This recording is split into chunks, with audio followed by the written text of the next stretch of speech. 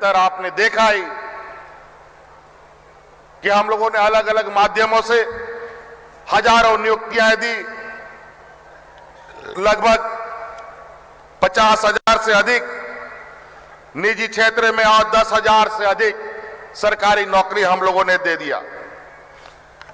और तो और जो यहां पर हमेशा क्वेश्चन पेपर लीक होता था, लोग कोर्ट कचहरी करते रहते थे, चोरी चकारी करते थे नौकरियों में, उन सब पे काबू पाने के लिए हम लोगों ने पेपर लीक कानून को रोकने के लिए कानून भी बनाया।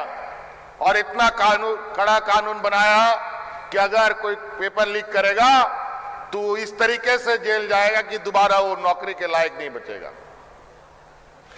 तो इस तरीके से हम लोगों ने कई सारे चीजें की है जो अब दिखता है, लोगों के चेहरों में दिखता है। और हम यही चाहते हैं, हम अपना प्रचार प्रसार नहीं करना चाहते, हम चाहते हैं यहाँ के लोगों के, यहाँ के नौजवानों के, यहाँ के किसानों के, यहाँ के महिलाओं के चेहरे पे मुस्कान हो। आज जिस तरीके से शहरों में भी आप देखेंगे, रांची शहर में अलग अलग जगहों पर कितने बड़े पैमाने पे फ्लाईओवर्स बन रहे हैं और कितनी तेजी से काम चल रहा है। क्या 23 साल पहले कभी आप लोगों ने ये ऐसी स्थिति यहां पर देखी? आज मुझे लगता है कि विगत वर्षों में सरकार यहां आई गई, लेकिन राज्य के प्रति उनकी संवेदनाएं बिल्कुल शून्य रही। आज किसानों को लेकर, नौजवानों को लेकर, महिलाओं को लेकर, बच्चियों को लेकर, शिक्षा को लेकर, उनकी गुणवत्ता को लेकर आज हम लोगों ने सर्वजन पेंशन के माध्यम से 30 लाख लोगों को सर्वजन पेंशन से जोड़ा। पूर्व की सरकार ने 11 लाख राशन कार्ड डिलीट किया। हम लोगों ने हरा राशन कार्ड 20 लाख अतिरिक्त राज्य में गरीबों को बांटने का काम किया। 60 लाख से अधिक धोती, साड़ी, लुंगी लोगों को दिया जा रहा है। कई ऐसी चीजें, और तो और यहां हर मुसीबत में, हर समस्या, आपके हर दुख में सरकार खड़ी रहती है।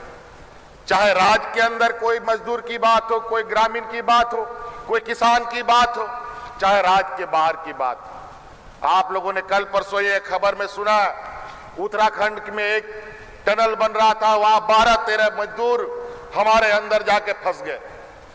तुरंत हम लोगों ने यहां से पदाधिकारियों को रवाना किया और अभी सुरक्षित निकालने का उनको प्रयास किया जा रहा है।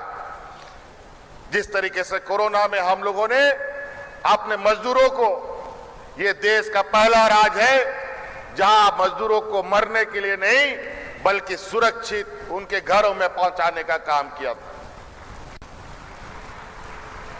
तो साथियों, यहां कई हम लोगों के स्कूल आप लोग देख रहे होंगे, नए स्कूल बन रहे हैं। 80 एक्सीलेंस स्कूल हम लोगों ने बनाया, जहां प्राइवेट स्कूल के बराबर वहां शिक्षा आप लोग को दी जाएगी।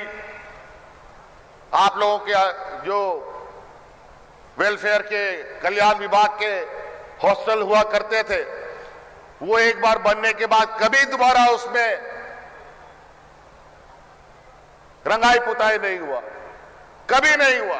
भले वो टूट के गिर जाए, खत्म हो जाए, मिट्टी बन जाए, लेकिन कभी सरकार ने उसकी शुद्धि नहीं ली। लेकिन आज कल्याण विभाग पूरे राज्य के कल्याण विभाग के हॉस्टलों को पूर्ण तरीके से जीर्णोद्धार करने के काम में लगी है। और जो कल्याण विभाग के हॉस्टलों में बच्चे पढ़ते थे, रहने के लिए वहां रहते थे और पढ़ाई करते थे, अपने अपने गांव से, घर से कोई दाल लेके आता था, कोई चावल लेके आता था, कोई राशन, कोई लकड़ी लेके आता था, कोई बर्तन लेके आता था, और खुद पकाओ, खुद खाओ और खुद पढ़ो और खुद सारा काम करो। पढ़ाई लिखाई क्या करेगा, दिन भर उसको खाना बनाने में लगता। आने वाले समय में हम उन योजनाओं के साथ आने की तैयारी कर रहे हैं कि उन कल्याण विभाग के स्कूलों में हम लोग चौकीदार भी देंगे और वहां पर रहने वाले बच्चों के लिए खाने की व्यवस्था भी करेंगे। आप लोगों को सिर्फ पढ़ाई करना है। आप लोगों को मुख्यमंत्री स्टूडेंट क्रेडिट, गुरुजी स्टूडेंट क्रेडिट कार्ड, अभी इस कैंप जो अभी सरकार आपके द्वार चलेगा उसके माध्यम से आपको ये कार्ड भी मिलेगा। आपको ये कार्ड भी मिलेगा जिससे आपको कोई बेहतर शिक्षा के लिए सरकार से सहायता राशि की आवश्यकता होगी, वो सरकार अविलंब उपलब्ध कराएगी। और आपको पता ही है, माननीय मुख्यमंत्री जी ने बताया कि ग्रामीण सड़कें हम लोगों की कितनी खराब हुआ करती थी। केंद्र सरकार भी अब स्थिति यह है कि जहां केंद्र सरकार डबल इंजन की सरकार नहीं है, वहां पर थोड़ा सा सौतेलापन दिखता है। गरीबों के लिए आवास जो हमारे पास और 8 लाख 8.5 लाख गरीबों को आवास देने की बात थी, वो भी हमें स्वीकृति नहीं मिली। आज इसी के लिए हम लोगों ने अपनी जिम्मेवारी पर उन छूटे हुए 8 लाख गरीब परिवारों को अब वो आवास के नाम से सरकार अपना योजना से 3 कमरे का मकान बना के देने की योजना तैयार कर रही है, जिसका आवेदन भी आपको सरकार आपके द्वार के माध्यम से लिया जाएगा। तो कई ऐसी चीजें हैं। आबुआ बीर आबुआ दिसौम योजना हम लोगों ने प्रारंभ किया, जिससे वन पट्टा, जहां लोग भूमिहीन है, जहां लोग वन पट्टा के अधिकार रखते हैं, उनको वन पट्टा दिया जाएगा। ये भी एक हम लोगों ने सेचुरेट करने का एक निर्णय लिया है कि वन पट्टा पूरा का पूरा जितने भी राज्य में वन पट्टा के दरखास्त हैं उसका अविलंब निष्पादन किया जाए।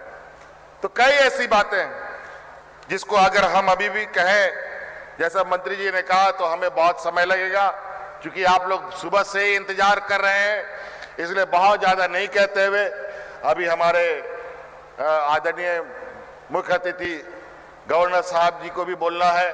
इन्हीं बातों के साथ यहाँ के नौजवान जिनको आज ऑफर लेटर मिला है, आप सब लोगों को बहुत बहुत शुभकामनाओं के साथ अपनी बातें समाप्त करता हूँ। जय हिंद, जय झारखंड, झारखंड के वीर शहीद अमर रहे।